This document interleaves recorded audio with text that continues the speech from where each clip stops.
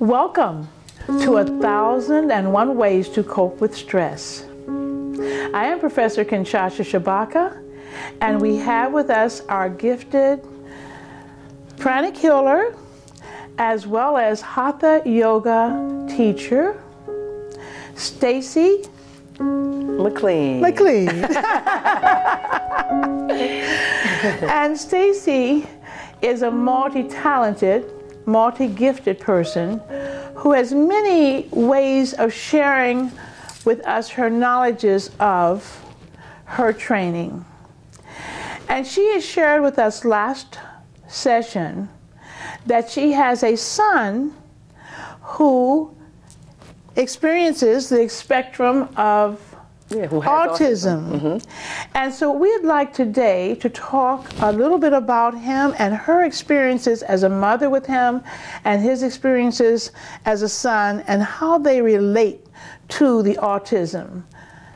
Tracy, welcome again. I thank you for being here and for sharing so much of your vast knowledge. Yes, it's good to be here. Thanks for having me.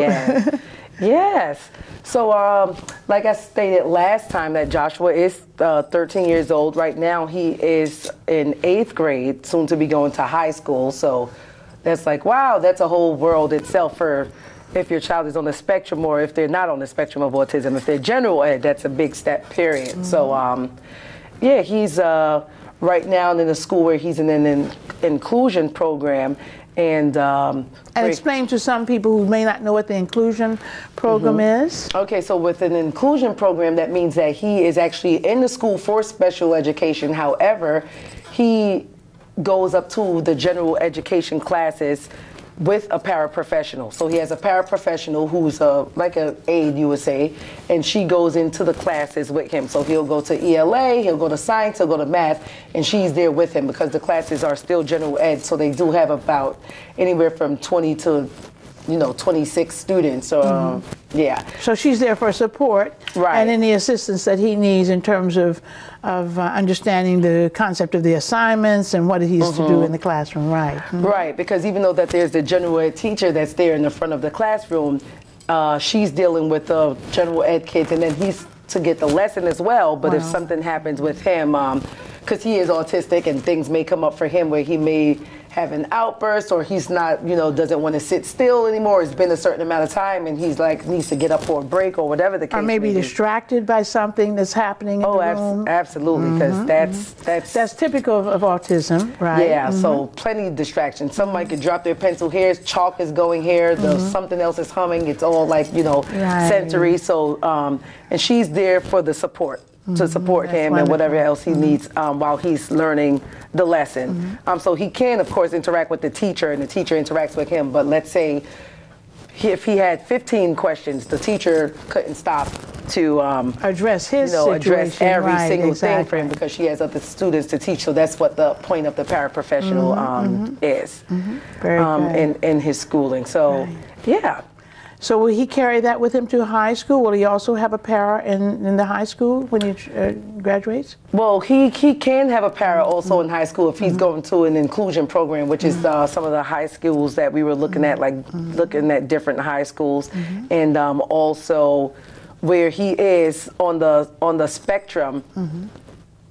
There's some things that I feel like he can be challenged a little bit more with, like academically, because surely how I deal with him at home, that's one-on-one. So I know if he works in smaller groups or if he's with one-on-one, that interaction with someone one-on-one, it works out much better because there's not other kids, there's not, distractions going on, and then he can think more clearly because I also don't have him on any medication. So I know that that's a difference for some parents who have a child that's on medication than what I hear, because I don't have my child on medication. I hear that it helps them to, some of the distractions will leave. Right. But there's its pros, there's its cons. One of his friends whose mom, who's on the spectrum, his mom had him maybe take like half of a pill of one of the medications just to test it out. And she was just like, with the half pill, she was just asleep. like, she was like, no, he was like, we were like, hello, are you in there? So it was like more like lethargic and more. So I always would say, oh, you know, if my child had to take medication, I would want to try it too. Like I would do it with him. But of course, our brains are wired differently. I don't have autism, he does, so it wouldn't do for me what it would for him. But I just have just like a hesitance, like I don't know about that. But you know, to each his own. Some people do, and they find it to be very helpful. You know, helpful for them. And some people feel like, you know, oh, it can get you like over the hump. But right now, and prior to, he has not been on any medication, and he's working out well without it. Yeah, because I don't know what it's like to have medication, so he's fine. The way that what's going on, and just more support. So what I do see, and then for parents who do ask me, oh, if my child is on medication, and if my child should take medication, that's something that they can work out with the neurologist or their doctor and see what's best for them. Try it for a day, see what happens with your kid. Try it for a week and see if it kicks in or like what happens, or you know, you can get more support for your child. So with me, I'm a pranic healer, so I have other options that, you know, the regular parent who's not a healer wouldn't have, which means that I can actually do the protocol for pranic healing to sweep him for his autism, you know, so that has to do with him being calm, concentration. And recently I did a healing training with oils, with essential oils and different oils that, you know, stimulate different parts of the brain and stimulates different parts of the body. So when I do the pranic healing with the oils, it's just that more intense. Incredible. So it's great. And there's one of the oils that's called Pettigrain. It's an oil, and it helps to build concentration. So even what I'll do is put a little on like a paper towel, like say as a diffuser, and I can just put like a bowl over it, and then I just like let it open, and then like let it sit in the bowl with a little of the oil right on the table as he does his homework, and like he gets to inhale that. So, you know, then it's just like, oh, you can even see, okay, this is providing some aid because it's him inhaling the oil, and it's natural, so it's just also that, okay, there's other things that, you know, also that you don't have to use pharmaceuticals. Yeah. That's great. Yeah. That's great. And what is the difference that you see? You say he's concentrating more, he's able to attend to the assignment better? Yeah, I would say a little better. So even if it's 10%, trust me, that 10% makes a big difference. Yes. I was hearing also, and I wonder if you've heard of this, there is a new bracelet that a doctor has developed, and you put it on the arms. They're like wrist bracelets, and when you feel a certain amount of stress or too many distractions are bombarding you, that you can press this little button and it relieves the stress. Within 30 seconds you are, you know, cognizant and aware and able to handle it. And they're used particularly with autistic children and with patients in general. And I was wondering if you're familiar with that. No. I heard about it only recently, so we have to explore that. I'll definitely check that out and see what that is. So that would be good too for him when he finds himself being distracted from the lesson in the classroom. He could just press this little button and he's alert and focused. Yeah, and I guess you know, because of course with different things it works for different people, or what works for them. But that definitely sounds something that's interesting. That you would explore, sure. Yes. Yeah. But so these essential oils are very good though for that, right? Oh, and yeah. How many times have you used it with him so far? I've probably used them like about twice to 3 times a week, because I haven't been consistent like every day. Right. Which but that gives you a comparison though too, doesn't it? So that's great. Yeah. And so what does he say? How does he say he acknowledges the essential oil as opposed to not using it? Does he comment on it? He doesn't really comment on it at all. I may say, oh, look at that, like you've been doing this a little bit better, because I'll leave out the kitchen. And the thing is to have him work independently. That's the goal. Yes. So that I'm not sitting there with him like, hey, did you do that? Did you do that? Like my goal for not only me as a mom, but for all parents, especially parents who have a child with special needs, is that you want your child to be as independent as possible. So when you are able to do that, something as simple as walking out of the kitchen and saying, okay, I'll be back in 10 minutes. Have those 10 sentences done. Those are pretty easy, or at least have 5 done. That means 2 minutes each, okay? So then if I walk out and I come back and I'm just like, hey, come on, dude, you only did 2 questions. He's like, oh, well, you know, or whatever excuse he may have. But if I'm in the kitchen, I know that, you know, he knows that I'm present. So, you know, like, oh, let me stop fooling around. Because, you know, an atypical kid is going to fool around anyway. Absolutely. So, you know, it doesn't stop there. So. Well, a typical kid will fool around anyway. Oh, yeah. Atypical and atypical. Right. Pardon the pun. Yeah. Right, well, that sounds great. And so that's one of the things that you use with him. And what other kinds of tools do you use to help him to focus and to? And something else, like for him to calm down now. What I've been doing also as parents, sometimes when we are talking, what that does is also it's still noise. Well, it's still going on in his head while he's trying to, you know, focus. And I'm like, oh, do this, do that. So what he's getting more mature. He's 13 now. He says, Mom, please, I got it. And I said, oh, great. Okay, fine. And I'll shut up and I'll just move and I'll say, Stacy, this is the time just to be quiet and go on. And he's already requested it. Or he'll simply say to me, that doesn't work for me.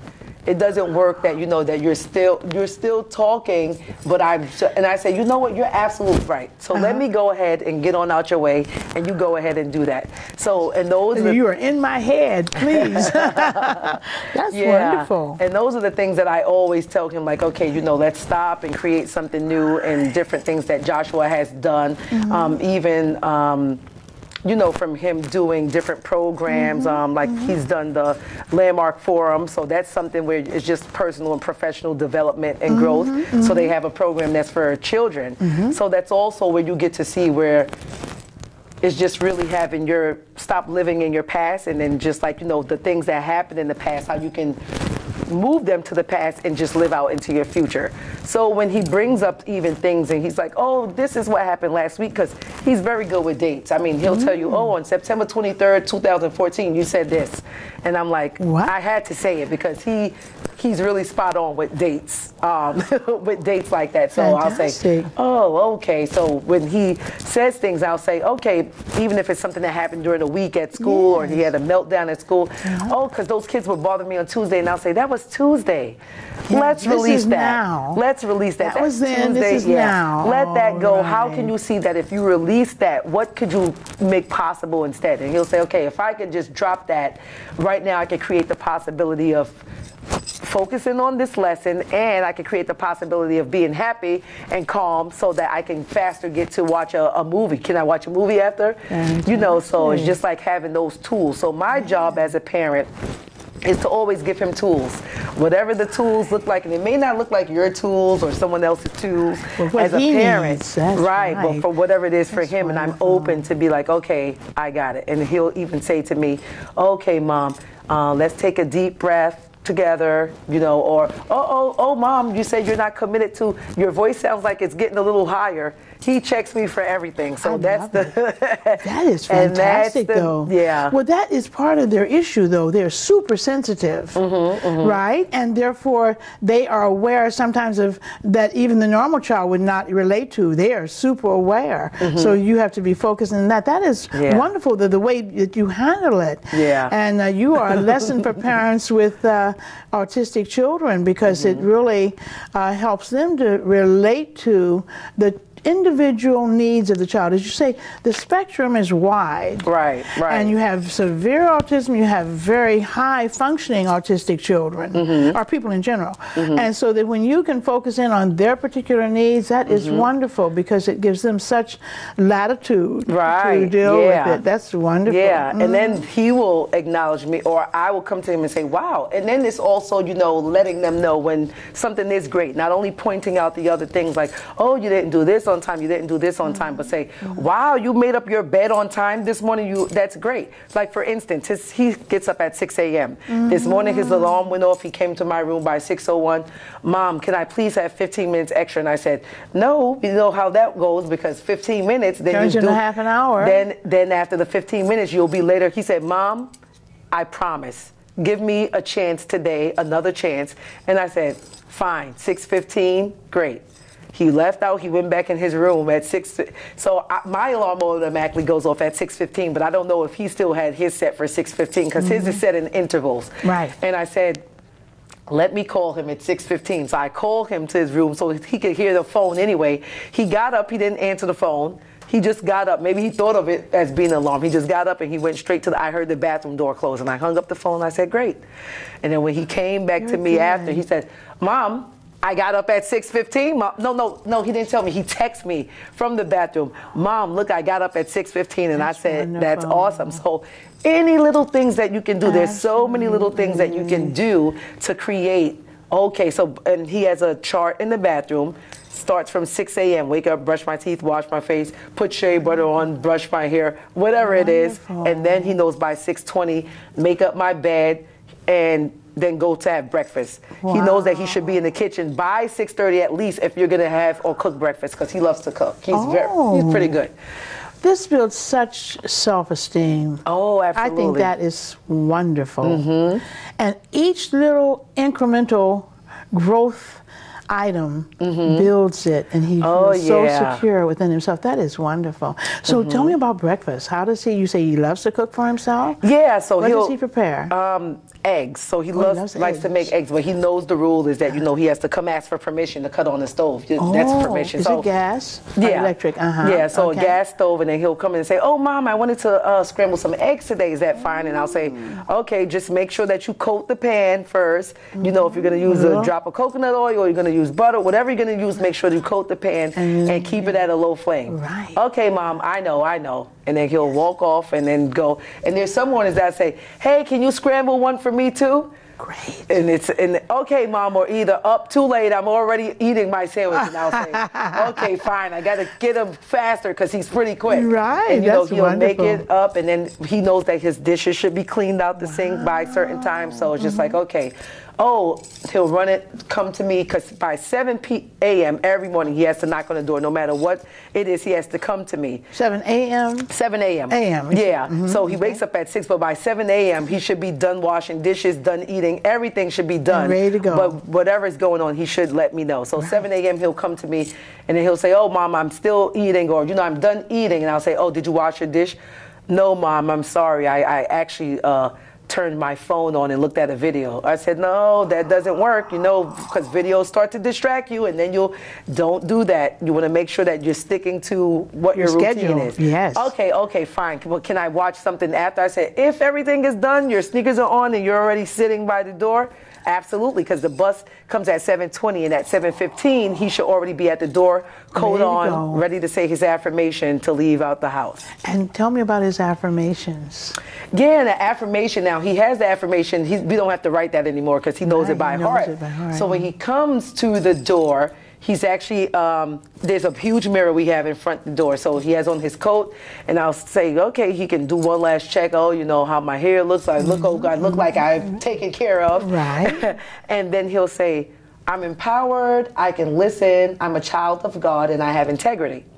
And if he's not looking at himself, or he's rushing, oh, Mom, I have to go. I said, if he runs out already, I'll say, we're on the 4th floor walk up. I'll say, you still have 3 flights to go. I can hear you. So you want to affirm that going down. If it's a morning where he's having a tough morning where maybe he didn't get to have breakfast the way he wanted to, or if he was running late, he may even stomp down the steps. I'm a child of God. I'm empowered. I can listen, and I have integrity. And I'll say, Mommy loves you. I'll still just keep it because maybe, then if he's upset, it creates a different morning. If he didn't do things that was as planned. Right. And that's what they may say about a lot of children who have autism, is that they need to have something consistent that they should stick to. They need to have many things consistent. Right. Yes. Well, I think that's wonderful. Now, what about the selection of his clothes that he wears each day? Does he get to select his own? Or oh, absolutely. How does that work? Absolutely. Now, when I do the laundry, we wash, dry, and iron everything. So the whole closet's already ironed. So there's no That's a weekend type thing? You have it ready for the week? He has a caretaker as well. So after he does the laundry, then she'll just iron, because that's what I do. So I have already mentioned to her that that's what works best, because if the whole closet is ironed, he's ready to go. Every night he just has to pick at night. So he has a night routine as well. Everything must be done before 8:30 p.m. So it's on the wall, it's in the kitchen, and he knows he has to have a shower before then. His clothes should be out the night before, his book bag, everything should be put away, his keys packed back into his book bag, so he has the routine. So in the morning, he's not like, oh, my keys. Where's everything? We don't have time for that. Because that can, not only that, but that can throw you into a panic. Especially an autistic child, you want to have things in order. That helps to schedule them, helps them to feel comfortable within their own skin, so to speak. That's wonderful. Yeah, so that he knows that, okay, my clothes should be out. Now, if it's up to Joshua, he likes to wear almost the same thing. So he has 7 pairs of blue jeans, 7 pairs of shirts that he likes. The funny thing is he does not like blue jeans. Oh, black jeans. I bought, the last time we went shopping, 4 pairs of the same black jeans. Right. He came to me with 3 of the same shirt. I said, I'm not buying 3 of the same shirt. Why not? I said, he likes them, right? I said, I'm not going to do it. But then when I saw him, oh, I'm going to wash out my shirt. I want to wear this again. I said, okay, he doesn't like school uniforms, and you will wear school uniforms all the time. He doesn't like school uniforms. However, he does love the color green, which is one of my favorite colors, green and pink. He loves green. So, that's nice. Oh, Mom, green. And I'll say, Josh, you can wear other colors besides green. So then he'll put on his green shirt, black jeans, or now, and then he likes navy blue. He'll at least wear navy blue. That's right. That's he sticks to those basic things, but he knows take your clothes out at night so that this way you have everything. Your morning can go seamless. So he takes a shower at night or in the morning? Yeah, so he takes a shower at night. At night, that's great. And then in the morning, so this way he's ready to go. Now something happened where we came in late. Which is very rarely, and it's just like, oh, you want to take it in the morning. There's really a time that, because I'll still try to squeeze it in and say, I know it's late, just take a 5-minute shower really quickly, just really quickly. But, and then also with routines with children or people who are on the spectrum of autism, I think it's also important because life is not going to give you routines. He's not going to be able to just walk out into life and they say, oh, a purple car is going to come this way. This is what's going to happen. So I like to mix it up. So I definitely mix it up. Or if something's going to happen, oh, guess what? That's not happening this time. So we have to shift this so that he can get used to that. If there's a break in my schedule or something's going on, I'm not going to go, woo! I'm not going to just go like bananas because something is happening. So I also want to prepare, that's preparing him for life. Life is spontaneous.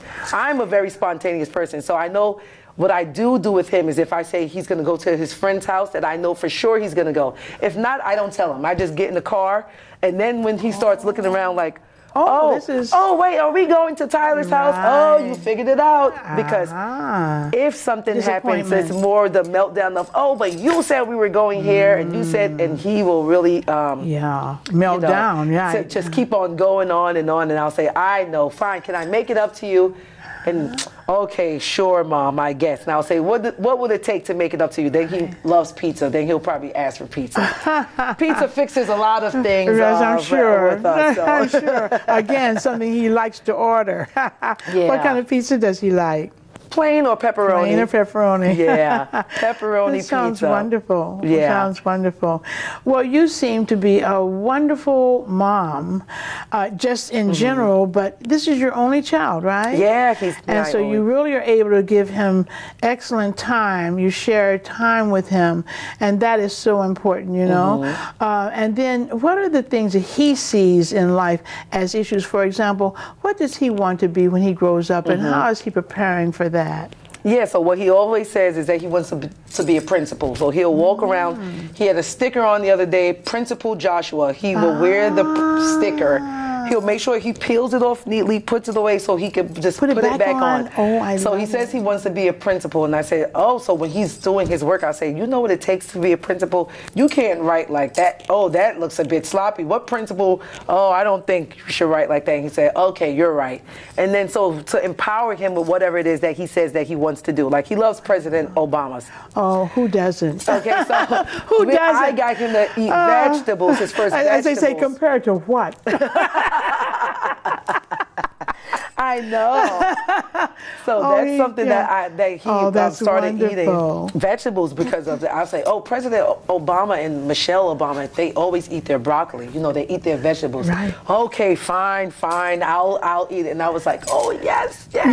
And even have their own garden. That would be nice for him. To have sort of a potted garden in the window, you know, where the sun is coming. He could grow some. Oh yeah, because he loves to have like little projects like that, little things. But my windowsill doesn't have any air, sun. Space. Oh no. Yeah, where you can actually. Is there a table where there's a sunny table? Because there's so many ways that he can get the sun in on the plants. I'm a plant person, so I love that. You know, and just seeing them grow. You know, when you pot a new plant or put some new seeds down and start seeing it grow, that's another thing that's very empowering for children in terms of their self-esteem and seeing something grow that they planted. Or let them have a pet or have a. He had a snail. That's what he had a snail, and I said we have to make sure we get what he eats and make like the little home for it, poke the holes in it. Oh, and he loved the snail. Now, and it would grow, like, you know, it was growing, and he named it Turbo, because there's a movie that's called Turbo about a fast snail. And he called this was a slow snail, right? Yeah. And then one day, I think he was trying to sleep with him or wherever. And I said, where is the snail? Like, after a day, we can't find the snail. And I said, Josh, I don't know what you did with Turbo. Where's Turbo? I think Turbo ended up, like, at the bottom of the hamper, or I don't know where Turbo. And I said, disappeared? I don't think Turbo... I don't think Turbo's making it. And this was a while. And he said, oh, no, we have to, like, you know, sprinkle some water and see what happens, Mom. I said, I don't know if Turbo, but he loved the snail. So did you ever find him? We did. And he was at the hamper. Like at the bottom of the hamper. It wasn't like loads of clothes was on top. Dead. Yeah, he was. So did you all have a little funeral for him? We did.